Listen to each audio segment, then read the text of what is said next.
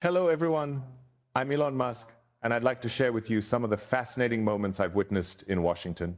These experiences have shaped my perspective on policy and the future we're building together, and I'm excited to take you through them. I am standing inside the chamber, close enough to see the way Trump is lifting his chin as if the air itself owes him an apology. And I am realizing yet again that every time he walks into a room, the temperature shifts into something sticky and uneasy, like the walls are bracing for whatever indulgent whim he is about to unleash. And as Senator Warren's resolution is being read aloud, I'm watching Trump's face tighten with that familiar cocktail of vanity and impatience, the one he wears whenever someone dares to speak of the rule of law as if it applies to him.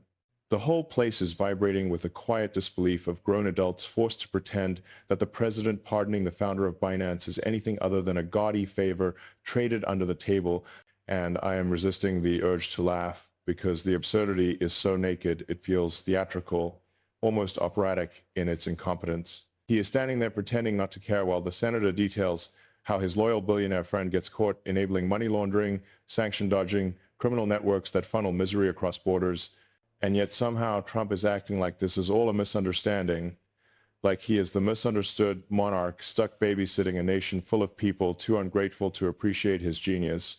I am watching him shift his weight like a bored child as she recounts the 1.5 million trades Binance lets slip through to sanctioned regimes, each transaction a tiny crack in the facade of national security, each one a reminder that he is not safeguarding the country's interests so much as safeguarding the balance sheets of the people who stroke his ego. His expression is flattening into that petulant look that always appears when someone speaks the words he hates most: accountability, consequence, public trust. And when she brings up the fines the billions Binance had to cough up, I am catching that little flicker in his eyes, the one that says he is calculating not the ethical ramifications, but the lost opportunities for grift, as if the only tragedy here is that the money didn't land in his family's pockets sooner. I can feel the room holding its breath as she lays out how Zhao barely serves any real time before Trump swoops in with a pardon. So surgically timed it might as well come gift-wrapped. And I am struck again by how unashamed he is. He is not defending justice. He is defending an investment, a deal, a mutually beneficial arrangement in which loyalty to Trump is the currency and public office is just another marketplace. And when the senator mentions the Trump family stablecoin being used to buy billions in Binance stock, I am watching him pretend he's unaware of the connection, even though his entire posture is radiating the smugness of a man who thinks everyone in the room is too timid to call him out. I am standing close enough to catch his muttered irritation, something about political theater, and I want to ask him if he truly believes pardoning a billionaire business partner is anything other than an insult flung directly at the idea that this country deserves a president who can tell the difference between governance and self-enrichment. But I am silent, watching the way he rubs his thumb over his ring like a talisman, as if the pressure of wealth and power combined might shield him from the obvious truth being spoken into the microphone a few feet away. And as the senator keeps going, her voice steady and calm, he is shrinking into himself inch by inch, not because he feels shame, but because he despises being reminded of the limits he keeps pretending do not exist. I can almost feel his impatience leaking into the air as she prepares to continue. I am watching the chamber tighten around his presence as the senator shifts to the broader pattern, tracing the long, greasy arc of his pardons, and Trump is rolling his shoulders like he is trying to physically shrug off the weight of his own history. But the history is following him like a tail he keeps pretending isn't there. She is speaking about the billionaires who buy their way into his good graces, about the executives convicted of bribery and campaign finance crimes, and Trump is pressing his lips together in that thin, irritated line that tells me he is remembering every one of those transactions, like they were triumphs rather than warnings. His eyes keep darting toward the cameras, checking angles, checking how the storyline might play on TV, because even now, even as his corruption is being documented in real time, he is more concerned with performance value than the consequences piling up around him. I am noticing the senators around him sitting stiff, trying to mask the mortification of having to stand near a man who treats clemency like a punch card system. Help him evade scrutiny and he'll help you dodge prison. She is naming Roger Stone, Paul Manafort, Steve Bannon, and each name lands like a stone on the marble floor, heavy and echoing. And Trump is shifting like someone trying to get comfortable in a chair that is reminding him of every decision he desperately wants to pretend was noble. He is blinking too often, the way he always does when truth gets close enough to graze him, and I can feel the collective fatigue in the room, a shared recognition that every person here is tired of pretending his chaos is normal. As the senator describes the sweeping pardons handed out to people who assaulted police officers during the attack on this very building, I am seeing his nostrils flare with that strange pride he never bothers to hide, a pride that grows every time someone commits violence in his name. He is tugging at his cuff as if the fabric is offending him, but really it is the commentary, the mirror being held up in front of him, the unvarnished accounting of how he uses presidential power like a weapon pointed inward toward the institutions he is supposed to defend. His foot is tapping, his jaw is clenching. He is trying to maintain that haughty stillness he thinks reads as authority, but the facade is thinning, slipping, cracking in small visible ways. Then she mentions Ed Martin, the loyalist, he installs to reshape the pardon office into an extension of his own will, and Trump lets out a tiny breath through his nose, the kind that signals annoyance at being caught mid-scheme. I am watching him pretend this is all beneath him, while visibly absorbing every word, his ego both shield and weak point, swelling with indignation every time his motives are laid bare.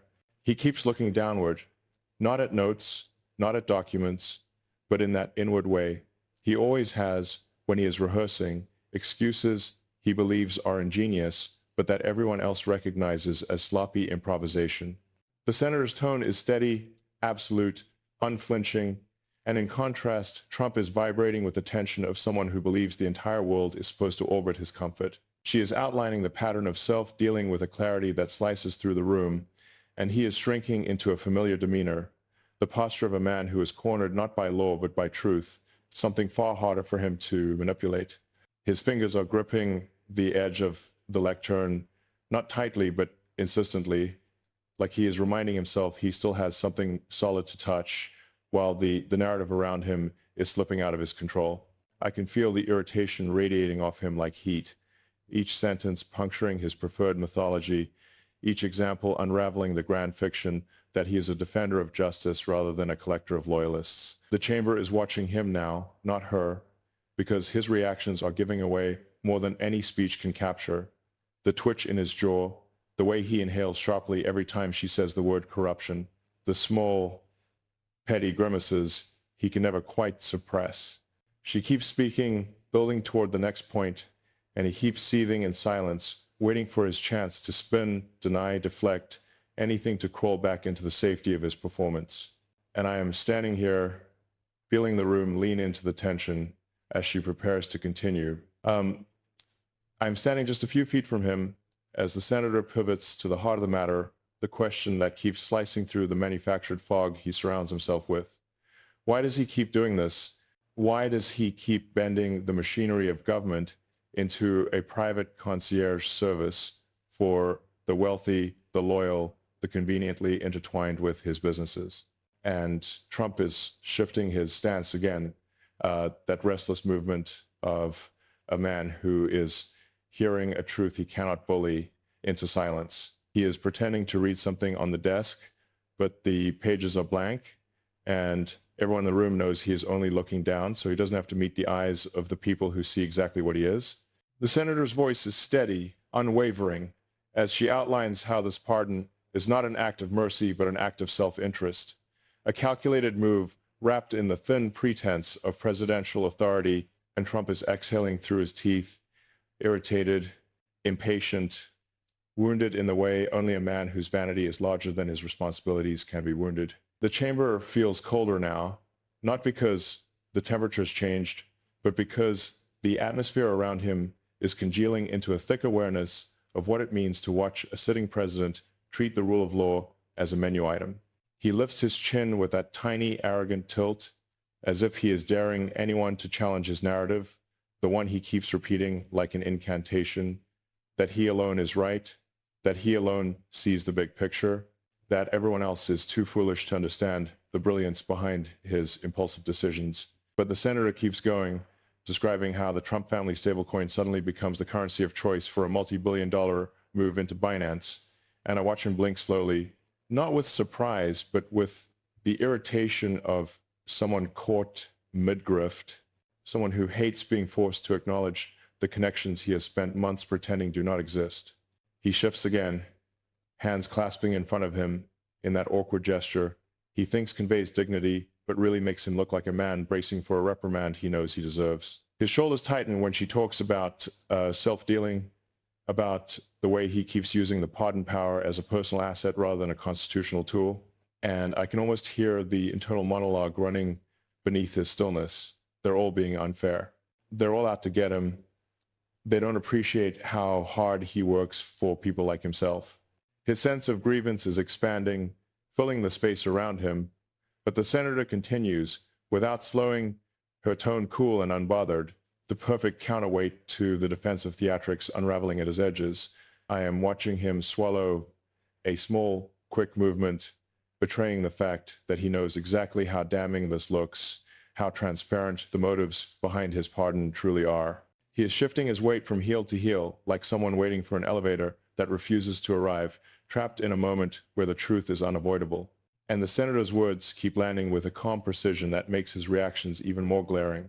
The twitch in his lip when she says corruption, the hard blink when she mentions financial interests, the slight compulsive tug at his sleeve every time his family's name surfaces in the context of profit. The room is holding its breath, not because anyone expects him to respond with substance, but because they are watching the collision of two realities.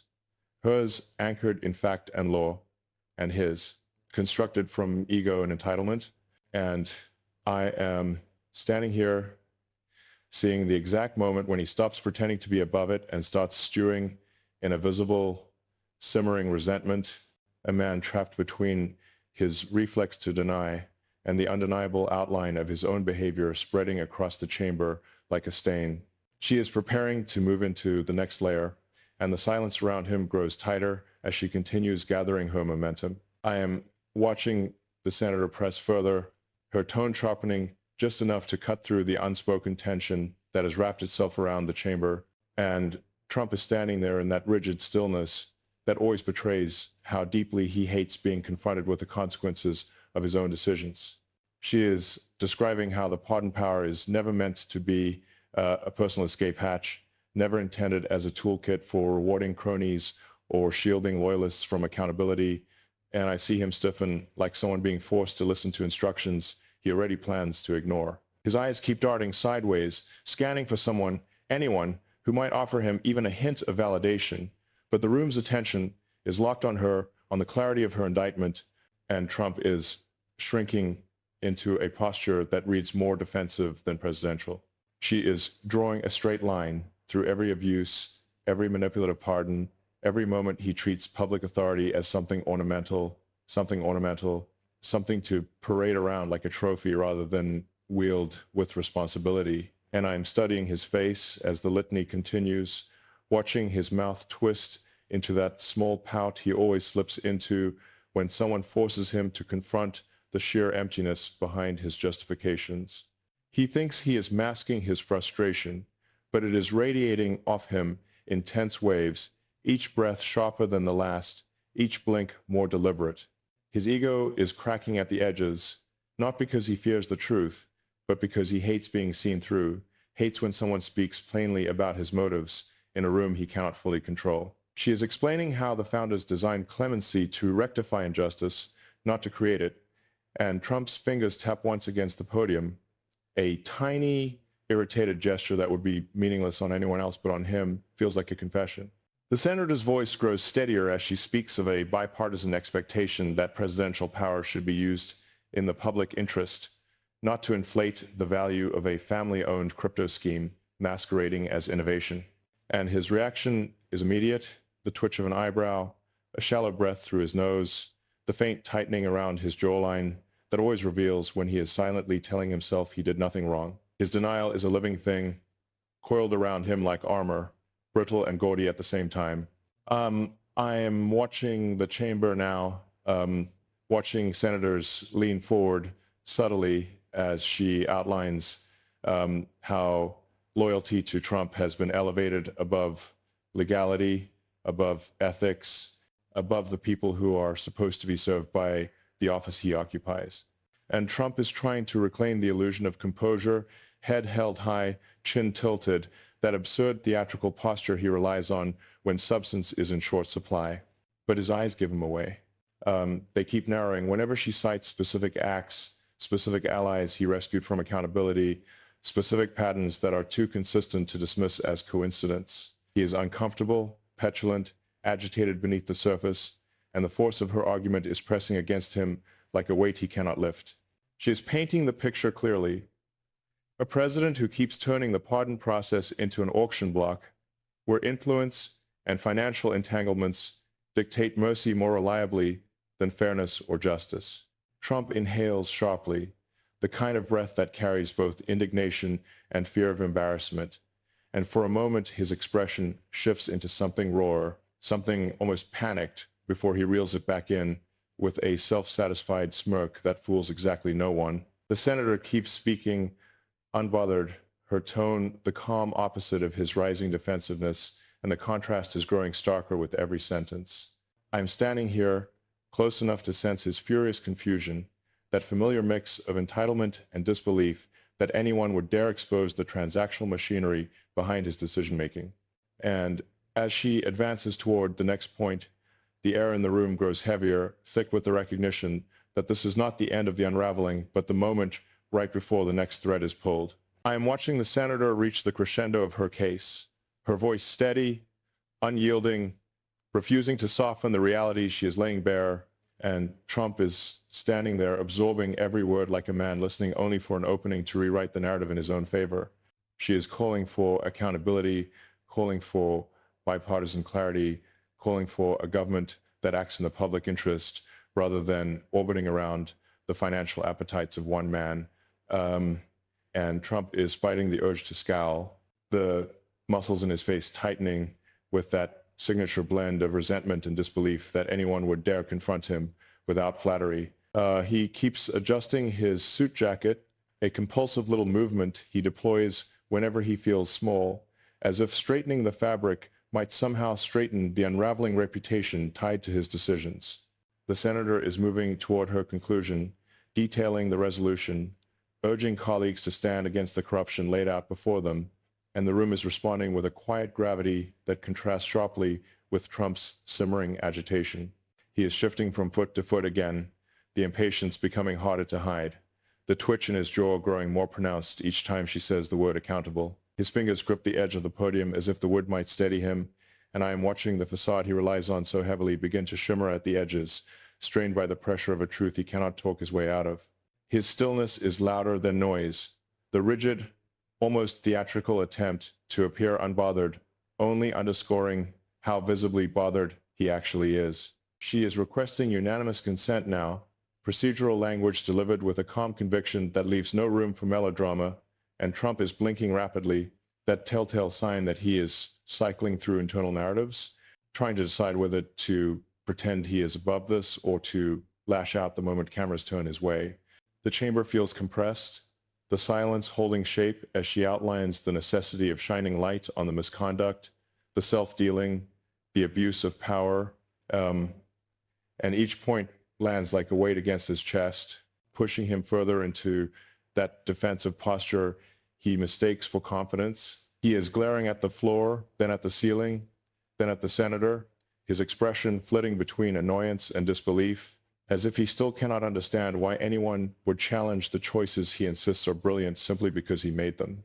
I can sense the shift in the room as she wraps her remarks, senators leaning back slightly, their attention still fixed on her, not him, and that absence of adoration hits him harder than any accusation. His ego is stretching thin, the performance-ready mask slipping as he exhales sharply through his nose, a frustrated sound that betrays just how deeply her words have pierced his carefully padded sense of invincibility. He is preparing to speak, to reclaim the spotlight, to reframe the narrative around grievance and victimhood the way he always does, but his timing is off. The moment is not his, and he knows it. His brows furrow, his shoulders rise with tension, and the normally rehearsed swagger in his posture flickers like a light losing power. The senator's final request is simple, procedural, unembellished, and that simplicity stings him more than any dramatic condemnation ever could. It asserts order where he thrives on chaos, integrity where he leans on opportunism, collective interest where he defaults to personal gain. I am watching him now, watching the precise second his patience snaps into that silent, inward flinch he never quite hides. The moment he realizes he cannot interrupt or dominate or overshadow what has been laid out so plainly. His breathing grows heavier, almost audible, and his eyes narrow in the direction of the nearest camera as if searching for a lens sympathetic enough to rescue him. The chamber is still waiting, bracing, absorbing the weight of the senator's call for a government rooted in principle rather than profiteering. And Trump is caught in that uncomfortable limbo between indignation and uncertainty, unsure whether to posture or retreat, unsure which version of himself will play better on screens later. I remain where I am, close enough to see the unraveling in his posture, close enough to hear the faint, irritated sigh he releases as the moment settles and the reality around him refuses to bend. And as the senator's final words hang in the air, he is standing there, suspended in a silence that leaves him nowhere to hide, nowhere to pivot, nowhere to escape the truth echoing in the chamber as he steels himself for whatever comes next.